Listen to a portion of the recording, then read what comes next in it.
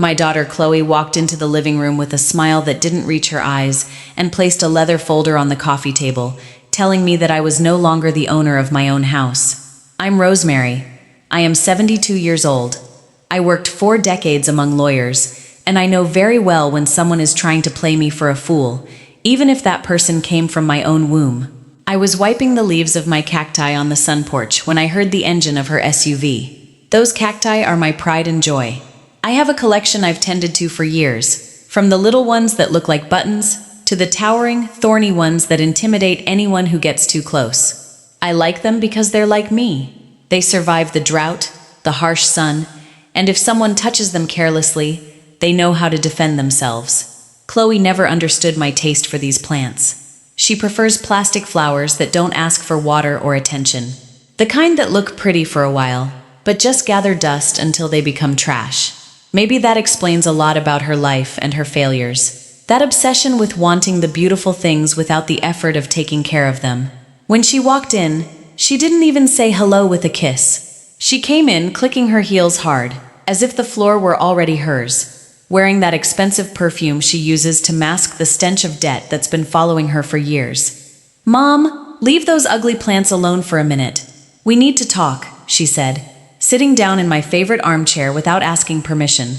I wiped my hands on my apron, taking off my gardening gloves slowly, very slowly, because at my age, you learn that rushing is the enemy of precision. I walked into the living room and saw her sitting there, glowing with that fake confidence that only ignorance can provide. Resting on the solid oak coffee table, the one my late husband Richard sanded and varnished with his bare hands, was a blue folder. "What is it, Chloe? Do you need money again for that scented candle business that doesn't sell a thing?" I asked, taking a seat across from her. I tried to make my voice sound calm, even though my heart was pounding against my ribs. A mother always senses a disaster. She let out a nervous little laugh, the kind kids use when they've broken a plate and want to blame the dog. "Oh, Mom, always so negative. No, it's not that.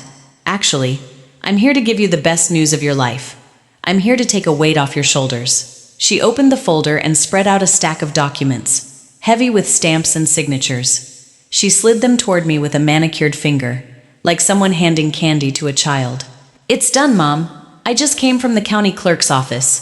I transferred the house and your savings accounts into my name. I used that power of attorney you signed for me 2 years ago when you had your hip surgery." The silence that filled the living room was so heavy you could almost touch it. I felt a dry, icy chill run down my spine. Not for the money, not for the bricks of the house, but for the betrayal. I looked at the papers. There was my name, misspelled on one line, and hers, large and pretentious, on the other. "What did you say?" I asked, my voice barely finding the air to speak. "That you don't have to worry about a thing anymore, Mom," she said, standing up and pacing around the living room, touching my ornaments, my memories, like she was taking inventory. "Look, you're getting older. Sometimes you forget things. You get tired. Managing this big old house is too much work, and the property taxes are a nightmare. I'm going to take care of everything. The money will be safe with me, and I'll give you whatever you need for groceries and your medication. It's for your own good, Mom. It's to protect you." Protect me. That word dripped from her mouth like sweet poison. I just stared at her, analyzing every gesture. Chloe always thought she was the smartest of my 3 kids. My 2 boys live far away, making an honest living. But Chloe, my baby girl, stayed close, always hovering, always asking, always finding an excuse not to work a real job. "And my savings?" I asked, pointing to the second document. "That money is your father's pension, and my severance from 40 years of hard work." "That too, Mom, that too," she said, with a dismissive wave, as if we were talking about loose change. "Everything is in my name now. That way, if you get sick or something happens, I can handle it fast. No red tape. Honestly, you should be thanking me. I spent the whole morning doing this paperwork. It was exhausting." She poured herself a glass of water from the pitcher on the table without offering me any. She drank it down, totally satisfied. I felt the floor tilt beneath my feet. I remembered Richard laying every single brick of this house. I remembered the years I spent behind a desk at an estate law firm, reviewing wills, deeds, and trusts. 40 years watching families tear each other apart over a plot of dirt. Watching children wait for their parents to die, like vultures on a wire. I always thought to myself, that won't happen to me. I raised mine right. How wrong I was. Greed has no respect for good parenting. Chloe, I said, trying to hold my composure, though inside I was trembling with pure rage. Don't you think you should have consulted me before leaving me with absolutely nothing? This is my house. These are my things. Oh, Mom, don't be so dramatic. The house is still yours. Well, in theory, you're going to live here until you're gone. I'm not going to throw you out on the street. I'm your daughter, not a monster. I'm just securing the estate. Besides, you don't understand how the modern world works anymore. Finances are complicated. She looked at me with that specific condescension young people reserve for the elderly, as if turning 70 turns your brain to cotton. She saw my gray hair, my wrinkles, and the sunspots on my hands. She saw weakness. She saw a little old lady who waters cacti and watches soap operas. She didn't see Rosemary, the woman who used to catch the mistakes of freshly graduated corporate lawyers, the one who could spot a forged signature from 3 feet away, the one who memorized the civil code before Chloe even learned how to walk. So, I said, looking down at my intertwined fingers, I have nothing left. You have a daughter who loves you and takes care of you, she replied with a triumphant smile, snapping the folder shut. And don't worry about the expenses. I'll come by tomorrow to see what old junk we can throw out to modernize this place a bit. A lot of this furniture just smells old. She leaned in, gave me a quick kiss on the forehead, a cold, dry kiss, and grabbed her designer purse. I'm leaving. I have to go celebrate. I have to go rest. It was a long day. Get some rest too, Mom. And don't worry about a thing. I'm in control now. I watched her walk out. I heard the front gate click shut and the engine of her SUV fade down the street. I sat there in the silence of my living room, surrounded by the furniture she wanted to haul to the dump. It smells old, she had said. It smells like life. It smells like history. It smells like sweat and effort. Ungrateful child. For the first 10 minutes, I didn't move a muscle. I felt a single, hot tear roll down my cheek in the quiet room. It hurt. Of course it hurt. She's my daughter. I rocked her to sleep. I bandaged her scraped knees. I paid for the college degree she never finished. Seeing her turn into this, a thief robbing her own mother, felt like taking a knife straight to the chest. But then, the tear dried. And what was left underneath wasn't sadness. It was something much harder. It was the cold, calculating precision of numbers and the law. It was the Rosemary from the law firm, the one who never let a misplaced comma slide.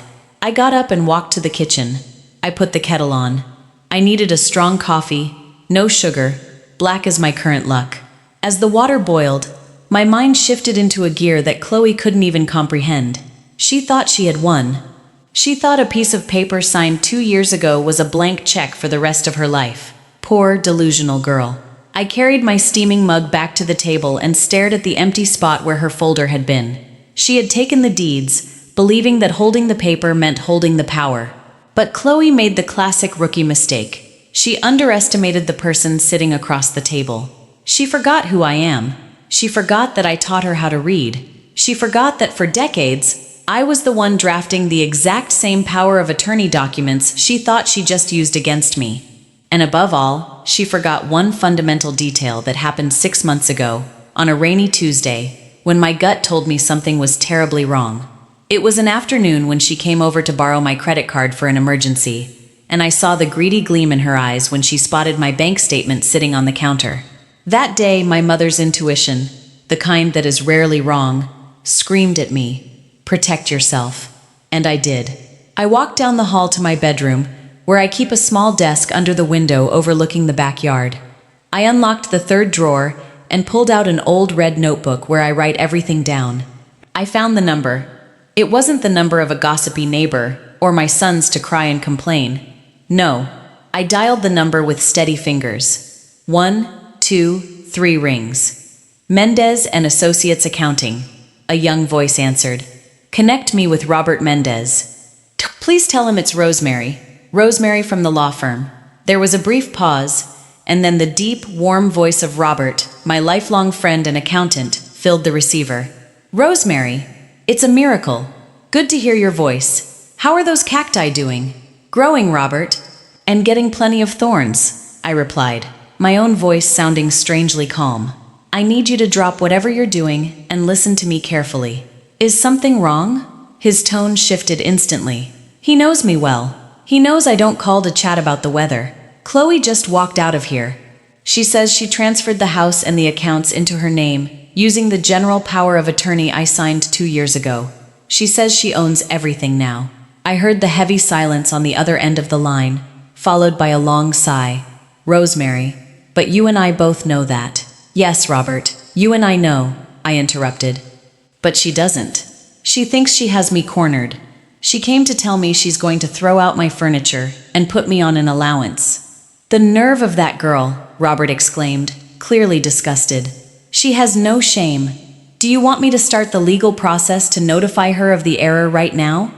I can have a summons sent to her first thing in the morning. I looked out the window at the garden. The afternoon sun was hitting my cacti, making them glow. I thought about Chloe's arrogance, her mocking smile, the way she treated me like an old, useless piece of furniture in the way. If I told her right now that her plan had failed, she would throw a tantrum, get angry, maybe try to find another way to hurt me. No, a lesson is never learned if you block the punch before it hurts. She wanted to play the boss. She wanted to play real estate mogul and financier. Well, let's let her play, right, Robert? I said slowly, feeling a cold determination settle in my stomach. Don't tell her anything yet. I want you to verify the actual status of my accounts at the bank. I want to know exactly what she tried to move, and how far her audacity actually went. Rosemary, be careful. If she has access to the accounts, she has access to what she thinks are the accounts. Robert, do you remember the move we made in January? Of course I remember. It was a masterstroke on your part. Good. Then let her celebrate tonight. Let her take her friends out to dinner with the money she thinks she has. Let her plan the remodel of my house. What are you going to do? Robert asked, a mix of worry and curiosity in his voice. I'm going to wait for tomorrow. She said she was coming to throw my things out. I want to see her face when she realizes the key she stole doesn't open a single door. I hung up the phone. The house was dead quiet, but it didn't feel empty anymore. It felt like a battlefield right before the first shot is fired. I finished my coffee, which had gone lukewarm. I stood up and walked into the living room, running my hand over the back of the armchair where she had been sitting. Don't worry about a thing, she had told me. My poor daughter. She has no idea who she just messed with. She sees a helpless old woman. Tomorrow, she's going to discover that older women don't just knit scarves. Sometimes we knit safety nets that are completely invisible, until you fall right into them. I walked over to the front door and threw the deadbolt. A sharp, metallic click echoed in the hallway. Tomorrow is another day, and tomorrow, my dear Chloe is going to receive the hardest reality check of her life. I went to bed early, not out of sadness, but to gather my strength. Because when it comes to defending what is yours, age doesn't matter. Only cunning counts. And in this house, cunning sleeps in my bedroom. I woke up before the sun even touched the roof tiles, an ingrained habit from a lifetime of waking up early to get to the office on time. For a split second, when I opened my eyes and saw the wooden beams of my ceiling, I felt a punch of fear in my gut. The memory of Chloe's twisted smile telling me none of this was mine. But it only lasted a second. Then I smelled the coffee I had pre-programmed the night before, and I remembered who I am. I am Rosemary, the woman who checked the commas on multi-million-dollar contracts so the rich wouldn't lose their fortunes over a grammatical error. And today, I was going to review the most important contract of my life. I got up without rushing. My knees popped, a dry cracking sound that has kept me company since I turned 60. But my steps were firm. I didn't put on my usual robe, the pink fuzzy one that makes me look like a grandma from a chocolate commercial. No, I went to my closet and pulled out my gray tailored suit. The one I used to wear for major signings at the firm. It's a little loose on me now, but with a good belt and the right posture, it still commands respect. I smoothed my hair, put on a dark red lipstick, subtle but present, and looked at myself in the mirror. You are not a victim, Rosemary, I told my reflection. You own the board. I walked to the kitchen, poured my black coffee, and went straight to my study. The morning light slanted through the blinds, illuminating the dust motes dancing in the air. There, on the desk, sat my cordless phone and my notepad. I dialed Robert's number. It rang twice before he picked up. "Good morning, unlicensed attorney," he greeted me, using that old, affectionate nickname. "Good morning, Robert. Did you look into what I asked?" "I did. Rosemary, you were right, as always. Chloe went to the bank yesterday at 9 in the morning. She tried to empty the investment account. The big one, your life savings." I felt a sharp pinch in my chest, but I kept my voice freezing cold. "And what happened?" "She bounced off it like a rubber ball hitting a concrete wall," Robert said, and I could practically hear his satisfied grin. "The system locked her out. Access denied. The power of attorney she presented, the one you signed 2 years ago, popped up in the banking system with a massive red alert that said, 'Revoked.'" I let out a breath I didn't realize I was holding. "And the checking account? The one for daily expenses?" "That one she touched. She transferred the $1,500 you had in there for this month's groceries and utilities. She took it all, left the account at absolute zero. Rosemary, she didn't even leave you enough to buy a loaf of bread. $1,500.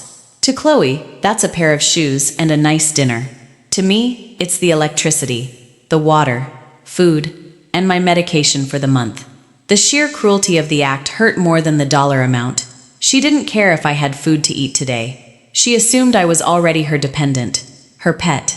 "Let her spend that $1,500, I said, gripping the phone tightly. "Consider it the price of admission for the show she's going to get today." "What about the county clerk? The property deed? That's where things get interesting. She filed the deed of gift yesterday, paid for the expedited processing. But Rosemary, you know what happens when a deed transfer is based on a revoked POA, handled by the exact same law firm that holds the original registry." I finished his sentence. I knew that system better than the engineers who built it. "The system blocks it before it ever reaches the registrar's desk for the final signature." "Exactly. Right now, legally, the house is still yours. Her paperwork is suspended due to a procedural defect, but she doesn't know that yet. The notification will hit her inbox in," I heard Robert tapping on his keyboard, "about 3 business days." "Perfect. I have time." I hung up the phone and opened the secret drawer of my desk. It's not some spy movie drawer with a false bottom. It's much simpler. A rusty old metal tin that says family recipes on the lid. Nobody, especially Chloe, who hates cooking, would ever open that box. Inside, buried under faded recipe cards for mole and rice pudding, was my life jacket. I pulled the document out. The paper was thick, high quality, bearing the holographic seal of the estate law firm, revocation of general power of attorney, and establishment of an irrevocable living trust. Dated 6 months ago, I remember that day with crystal clarity. It had been raining all week. Chloe had come over to ask for money to invest in cryptocurrency, one of those modern scams she likes to call businesses. When I told her no, she screamed at me. She called me selfish. She said I was sitting on a gold mine and holding her back from progressing. I looked in her eyes and saw more than just greed. I saw contempt. I saw that she was actively counting down the days to my funeral. That very afternoon, I called a cab and went to see Attorney Miller, the son of my old boss. He welcomed me with a huge hug. "Rosemary, this office just doesn't run the same without you," he had said. I asked him for 2 things. First, to completely revoke the broad power of attorney I had given Chloe when I had my surgery. That POA was a blank check burning a hole in my pocket. Second, to bulletproof the house. "I want a padlock, Miller, a padlock that not even a blowtorch can cut through," I told him. So, we created an irrevocable living trust. The house is no longer simply in my name. It belongs to a legal entity where I am the sole beneficiary for as long as I live. It clearly stipulates that any attempt to sell or transfer the property requires my physical, in-person signature. And here was the stroke of genius. Attached to it were medical certificates of full mental capacity, signed by 2 different board-certified neurologists. I ran my fingers over the heavy paper. This was my true power. Chloe thought old age had turned my brain to mush, that my neurons had dried up like my cacti in the summer heat. She didn't understand that aging, if you do it with dignity, gives you something youth can never buy: patience and perspective. For 40 years, I watched incredibly powerful people fall because they underestimated the details. I saw children disinherit their parents, business partners rob each other blind, I learned that the devil isn't in the grand speeches, it's in the fine print. It's in the transition clauses and the expiration dates. I was the invisible woman behind the desk, the one who brought the coffee and made the copies, but I was also the one who read every single word. Chloe looked at me and saw an old woman who knits. I am an arthritic legal encyclopedia. I got up and walked into the living room. I looked at the furniture my daughter despised. The old grandfather clock that hadn't chimed in years, the green velvet sofa worn soft from use, the display cabinet holding my porcelain teacups. She saw garbage, I saw my life, and nobody, absolutely nobody, was going to throw my life in the trash as long as I had breath in my lungs. I heard a truck pull up outside. I peeked through the lace curtains. It wasn't Chloe's SUV. It was a small moving truck. Her SUV pulled up right behind it. She stepped out of her car wearing oversized sunglasses and a ridiculous hat, acting like a celebrity arriving at a red carpet event. She was talking on her cell phone, gesturing wildly. Two men hopped out of the moving truck. They were here to clear it out. They were here to throw out the old, to make room for the new. I felt a wave of heat rush up my neck, pure, unfiltered indignation. I wanted to march out there and scream at her, tell her to get the hell off my property, that the house was mine, but I stopped myself. I took a deep breath. Anger is a terrible counselor, Rosemary. My late husband Richard always used to say, he who gets angry loses. He who rushes trips. If I walked out there right now waving the documents, she would make a massive scene in the street. She'd scream, she'd cry, she'd play the victim for the neighbors. She'd say I was crazy, that I didn't know what I was doing. She might even try to legally challenge my lucidity. No, I had to be smarter than that. I had to let her inside. I had to let her believe she had won, that I was defeated and submissive. The plan clicked into place in my mind with the precision of a Swiss watch. I went back to my study and locked the trust document back inside the recipe tin. I pulled out a different piece of paper, a much simpler one, the home inventory list I made years ago for the insurance company. I placed it right in the middle of the coffee table, highly visible. I sat down in my favorite armchair, crossed my legs, and folded my hands in my lap. I closed my eyes for a second and visualized my cacti. I thought of the barrel cactus, that round, resilient plant that can go years without water, storing resources deep inside, protected by thorns as hard as steel. On the outside it looks static, almost like a rock, but inside it is pulsing with life. I heard the key turn in the lock. Chloe didn't even bother ringing the doorbell. She pushed the door wide open, letting the hot street air flood into my cool sanctuary. "Good morning, Mommy," she yelled, using that high-pitched, grating voice she puts on when she wants to sound sweet. "I brought help. Today we are giving this mausoleum a makeover." She clicked into the room in her heels, followed by the two movers who looked around with total indifference. "Guys, start over there," she said, pointing toward my dining room, toward Richard's solid oak table. "That table is firewood. Haul it out to the patio. We're going to paint everything white. I want light. I want modern energy." I sat perfectly still, watching her. She didn't even look me in the eye. She walked right past me, taking me entirely for granted, as if I were just another piece of the furniture she planned to discard. "Chloe," I said. My voice came out calm, smooth, almost sweet. She stopped in her tracks and spun around, pulling off her sunglasses with a dramatic flair. "Oh, Mom, you're here. Why are you dressed like that? You look like you're going to a funeral. Go change, put on some sweatpants. You're going to have to decide which of your little knickknacks you want to keep before we trash the rest." "I'm not going to a funeral, sweetheart," I replied, without moving a single inch. "I just dressed for the occasion." "What occasion?" she asked, frowning impatiently. "The occasion of watching you try to lift a weight you cannot carry." She let out a dry, harsh laugh. "Oh, Mom, please don't start with your metaphors. I don't have time for this. I have the interior decorators coming at 4. "Move, please. Guys, grab the table." The men walked over to the oak table. One of them placed his grimy hands on the varnished wood my husband had cared for so deeply. I felt a violent urge to stand up and strike him, but I held it in. My hands gripped the fabric of my slacks until my knuckles turned white. "Wait," I commanded. This time, my voice had an edge to it, a tone of absolute authority that made the movers freeze and look at Chloe in confusion. "Now what?" Chloe huffed. "Before they touch that table, I want to see the court-ordered eviction notice. Chloe looked at me like I had suddenly sprouted a second head. What are you talking about? What eviction notice? I'm the owner, Mom. I explained this to you yesterday. I have the papers. You have papers? I said, standing up slowly. I walked toward her, my heels clicking against the hardwood floor in a rhythmic, severe cadence. Having papers and being right are two very different things. And you, my girl, were never very good at reading the fine print. She took a step back instinctively. For the first time since she walked in, I saw a shadow of doubt cross her face. Not fear, not yet, but doubt. The doubt of someone walking in the dark who thinks they just heard a noise. Mom, you're losing it. I'm going to call your doctor if you keep acting like this. Call whoever you want, I said, stopping 3 feet away from her. I could smell her expensive perfume mixing with the sudden sweat of her nervousness. But tell these gentlemen that if they remove a single piece of furniture from this house without my written authorization, they will be committing felony burglary of a private residence. The penalty is 3 to 10 years in state prison. I shifted my gaze to the movers. Do you boys really want to risk hard time for a day's wages? The men looked at each other. The taller one let go of the table and took a big step back.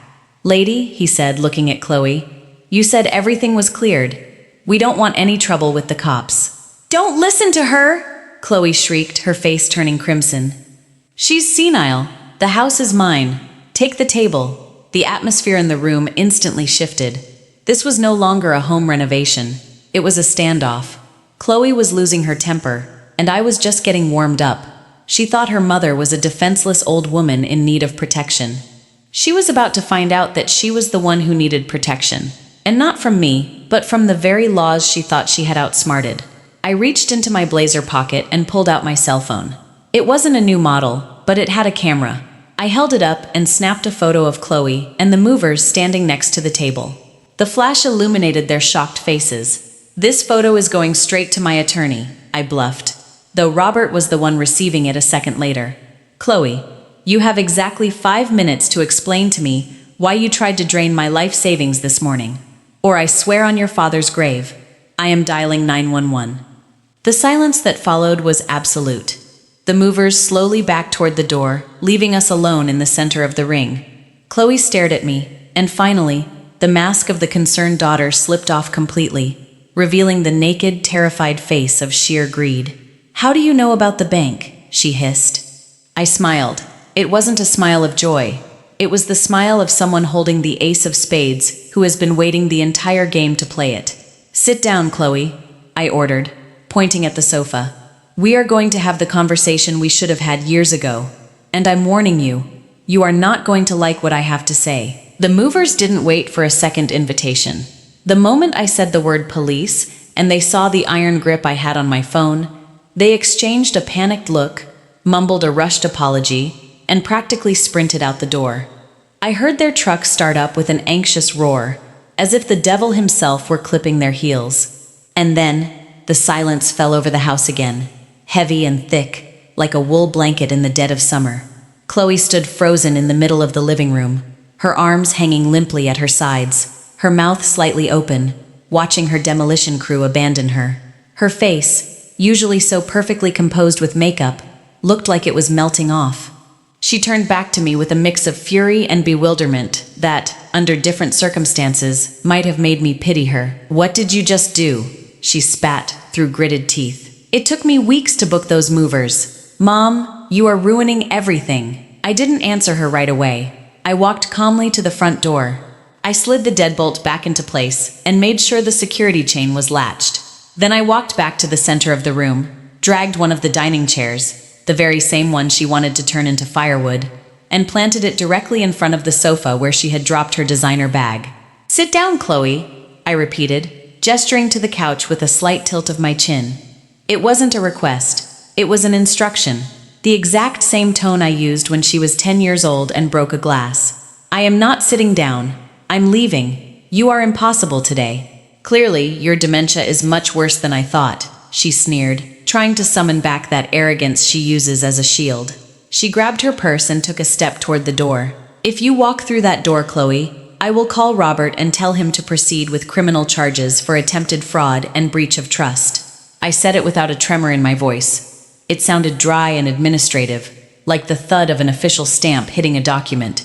She stopped dead in her tracks. Her hand hovered in the air, mere inches from the doorknob.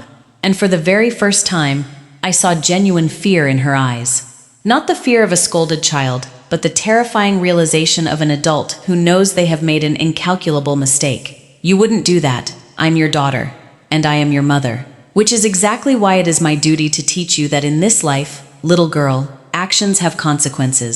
Sit down. Chloe dropped her purse onto the rug and slumped into the sofa, crossing her arms like a petulant teenager throwing a tantrum. But her eyes kept darting around the room, scanning the walls, looking for an exit, desperately searching for a logical explanation as to why her foolproof plan was collapsing around her. I sat down across from her, smoothing the skirt of my tailored suit. I stared at her. I let the silence stretch out until it became suffocatingly uncomfortable. I wanted her to feel the weight of the walls, of the furniture, of the history of this house that she had so casually dismissed. Let's talk numbers, Chloe, I began, crossing my legs. Let's talk about the $15,000 you owe to that shady loan agency downtown. Let's talk about your maxed out credit cards. Let's talk about why your SUV is 2 months behind on payments. Her face went so pale that the blush on her cheeks looked like a smear of cheap paint. She opened her mouth to protest, to deny it, but I held up a hand and silenced her. Do not lie to me. Do you realize I spent 40 years running credit histories and background checks for estate deeds? Did you honestly think I wouldn't find out? Did you think you could come in here, steal my house, flip it fast, and plug your financial sinkholes without me noticing?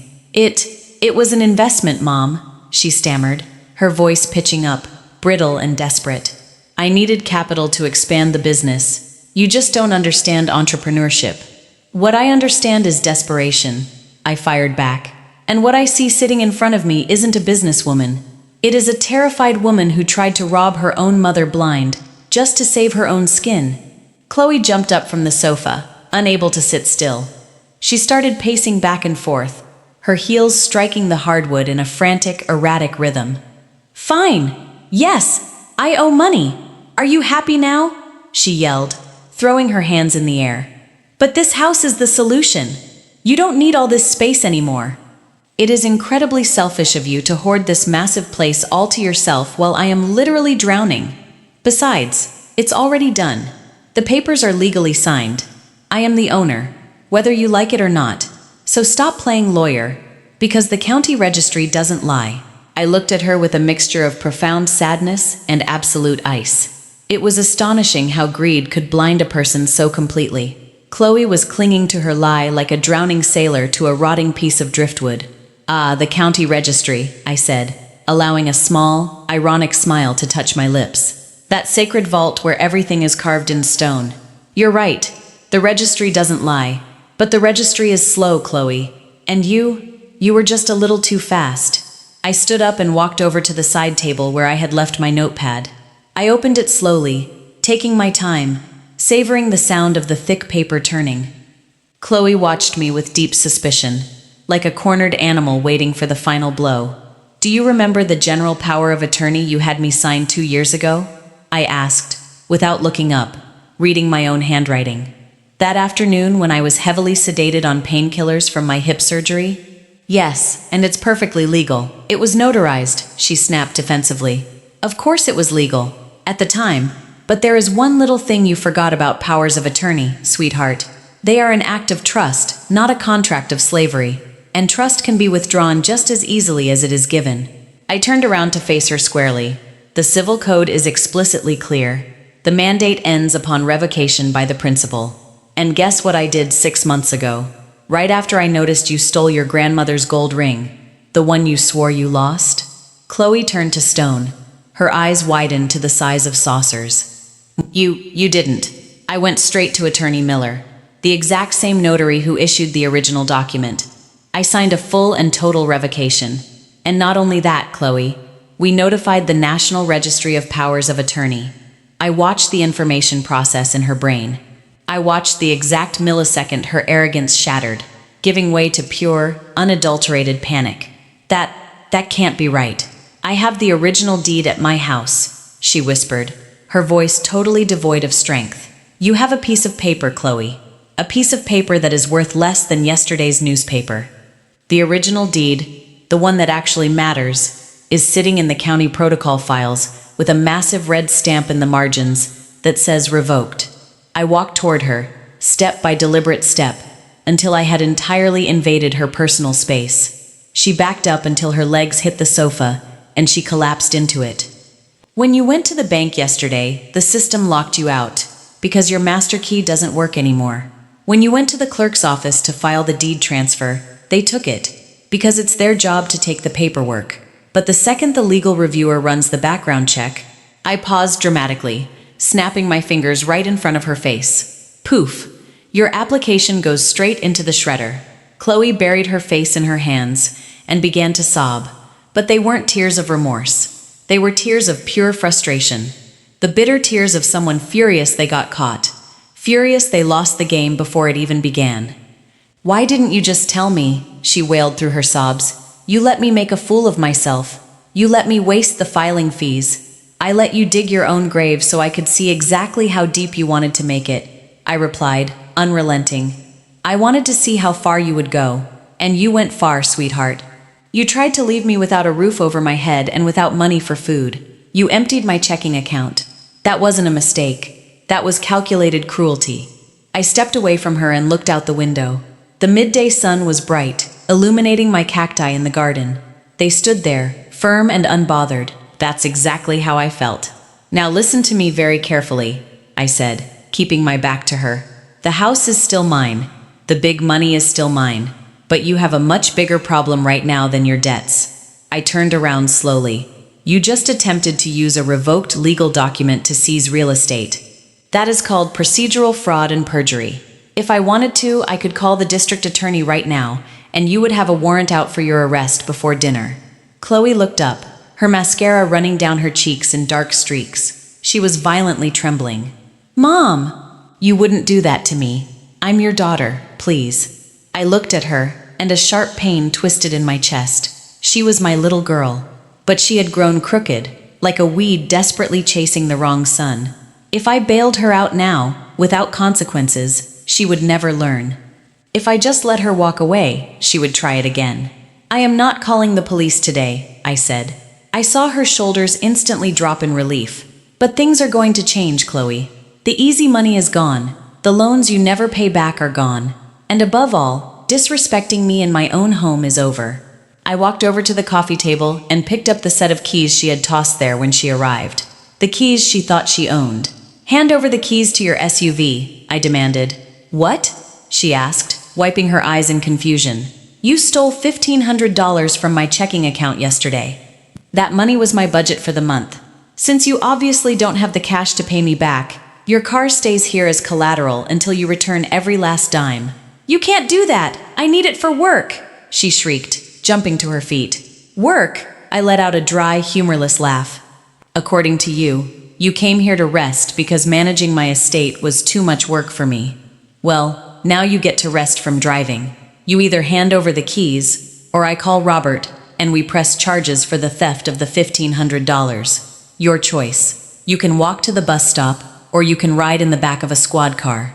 Chloe glared at me. It was pure, unfiltered hatred, a look so venomous it chilled my blood. But I didn't flinch. I held her gaze until she finally broke. She reached into her designer bag, pulled out her car keys, and slammed them down onto the wooden table with vicious force. The metal clattering against the oak sounded like a gunshot. I hate you, she muttered, grabbing her bag and marching toward the door. The feeling is entirely mutual right now, believe me, I replied, scooping up the keys. But unlike you, I hate you for what you do. You hate me for what I have. She ripped the front door open, the afternoon heat hitting her right in the face. She paused for a split second on the threshold, as if waiting for me to call her back, to tell her it was all a joke, to offer her a hug and a check. But I stood there, as unmoving as a pillar of salt. Oh, and Chloe? I called out just before she stepped onto the porch. Don't bother going back to the bank to complain. Security already has your photo on the wall. She slammed the door so hard the glass panes rattled in their frames. I was alone in the living room. The silence returned, but this time it felt different. It felt clean. I looked down at the car keys in my hand. I didn't want them. I didn't want her car, and I took no joy in her humiliation. I just wanted my peace. But sometimes, peace has to be won through war. I walked over to the phone and dialed Robert. "She's gone," I said when he answered. "How did she take it?" he asked. "Badly. But she knows she lost the first round." "Well done, Rosemary. But be careful. A cornered animal is incredibly dangerous. Do you think she'll try something else?" I looked out at the garden, watching a tiny lizard dart between the thorns of my giant barrel cactus. "She's going to try, Robert. Chloe is stubborn. She's going to look for a legal loophole, some dirty trick. They're going to try to challenge my mental competency. It's the only card she has left. And what do? We let her try," I said, a cold, absolute calm washing over me. "Because she still doesn't know about the living trust. She thinks I only revoked the power of attorney. She thinks the house is still under my name as an individual, leaving me vulnerable to a conservatorship hearing." I smiled, a sad but ironclad smile. "Let her come with her lawyers, Robert. When she discovers that this house is protected by a fortress of a contract that she can't break in 1,000 years, she'll finally understand that there are some cacti you just can't crush. If you hit them, today's battle was won, but the war was just beginning. And I, Rosemary, with my 72 years and my orthopedic shoes, was fully prepared to be the 5-star general of my own destiny. Because nobody, absolutely nobody, is taking me out of this house unless it's feet first." 3 days passed since Chloe slammed the door. 3 days where the silence in the house felt heavy, charged, like the thick air right before a severe August thunderstorm. Her SUV, which I now considered mine until the debt was paid, was parked in the driveway, blocking the entrance. A glaring 2-ton reminder of metal and rubber that the rules of the game had officially changed. But I didn't just sit around. I spent those 72 hours organizing my files, watering my cacti, and preparing my next line of defense. I knew my daughter wasn't going to just fold her arms and give up. Ambition is like poison ivy. If you just clip the leaves, the roots keep digging, looking for another way to climb. Chloe was wounded, humiliated, and, most dangerous of all, flat broke. A person drowning in debt will bite the very hand that feeds them just to stay afloat. On the morning of the 4th day, while I was brewing a cup of chamomile tea to calm the nerves I refused to admit I had, I heard the doorbell. It wasn't Chloe's usual frantic, impatient ringing. It was 2 sharp, professional knocks. I peeked through the lace curtains in the living room. A sleek, spotless black sedan was parked right in front of my gate. Standing next to it was Chloe, dressed in all black as if she were mourning the death of her own dignity. Beside her stood a tall man in an immaculate navy blue suit, clutching a leather briefcase, standing with the rigid posture of a man who bills by the hour, not by the result. I sighed. So, this was her next play. I smoothed out my dress, adjusted the shawl around my shoulders, and went to the door. I wasn't going to leave them baking in the sun. Politeness is a weapon that deeply confuses your enemies. As I opened the door, the man took a step forward, trying to use his height to intimidate me. He was clean-shaven and smelled of expensive cologne and menthol cigarettes. "Good morning. Are you Rosemary?" he asked, using that artificially deep voice young lawyers put on to sound more authoritative. "At your service," I replied, standing dead center in the doorway, blocking their path. "Though I haven't invited you in yet. I am attorney Stephen Vance, legal counsel for your daughter, Chloe. We are here to officially notify you of a civil proceeding we are initiating." I looked at Chloe. She refused to meet my eyes. Her face was puffy, but her jaw was set in a tight line of childish defiance. "A civil proceeding?" I asked, playing dumb. "Against your own mother? My goodness, Chloe, I didn't realize you had the funds to retain a lawyer, considering you still owe me $1,500. The lawyer cleared his throat, clearly uncomfortable, but quickly regained his professional mask. "Ma'am, we would strongly prefer to discuss this inside. It is a highly sensitive matter concerning your mental competency and the ongoing management of your estate." Ah, there it was. The exact card I knew they would play. Mental competency, the old reliable trick of vulture children everywhere. Declare the parents incompetent, senile, or crazy, just to seize control of the checkbook for their own good. "By all means," I said, stepping aside with a sweeping gesture. "Come into the living room. I'll pour some coffee, and we can chat." I led them into the living room. Chloe sat down on the green velvet sofa, positioning herself as far away from me as possible, as if my lucidity were a contagious disease. Attorney Vance sat across from her, popped open his briefcase, and pulled out a thick beige folder. Very theatrical. I didn't sit down right away. I went to the kitchen, poured 3 cups of black coffee, and arranged them on a tray. I took my sweet time. I let the ticking of the grandfather clock make them sweat. When I finally returned, the lawyer was reviewing his paperwork, and Chloe was staring blankly at the ceiling. "All right, Mr. Vance," I said, taking my seat in my armchair and blowing on my coffee. "Tell me, what fresh madness have you two cooked up for me today?" The man smiled condescendingly, a tight smile that didn't reach his cold eyes. "It is not madness, Rosemary. Your daughter is deeply concerned about your recent erratic behavior. Changing the locks, illegally withholding a vehicle, forgetting prior financial agreements. It all points to a cognitive decline typical of your advanced age. We are currently preparing a petition for a legal conservatorship." The word hung in the air like an executioner's axe. Conservatorship, a civil death sentence. It means you no longer own your life. It means the law views you as an infant who needs a legal guardian. And take a wild guess who was volunteering for the job. "I see," I said, keeping my tone perfectly level, though my blood was boiling. My own daughter, sitting right there in my living room, perfectly willing to stand in front of a judge and swear I couldn't tie my own shoes, just so she could sell my house. "And what exactly are you basing this medical diagnosis on, counselor? The fact that I refused to let her rob me?" "We have sworn testimonies, Mom," Chloe interjected, her voice trembling, but dripping with venom. "The neighbors see you talking to your plants. You forget things. Just the other day, you couldn't remember where you put your keys. Mom, it's for your own good. You need someone to manage the estate before you lose everything or get scammed." "Before I lose everything," I repeated, savoring the bitter irony. Fascinating choice of words, coming from the woman who tried to drain my bank accounts 4 days ago. The lawyer held up a hand, playing the peacemaker. "Look, Rosemary, we can do this the hard way, with court-ordered psychiatric evaluations and a probate judge. That will be a very long, very expensive, and deeply humiliating process for you. Or, you can sign this voluntary settlement. You cede the administration of the real estate to your daughter, and you retain the right to live in the master bedroom for the remainder of your life. We avoid a public scandal." I looked down at the document he slid across the coffee table. It was an elegant trap, a gilded cage.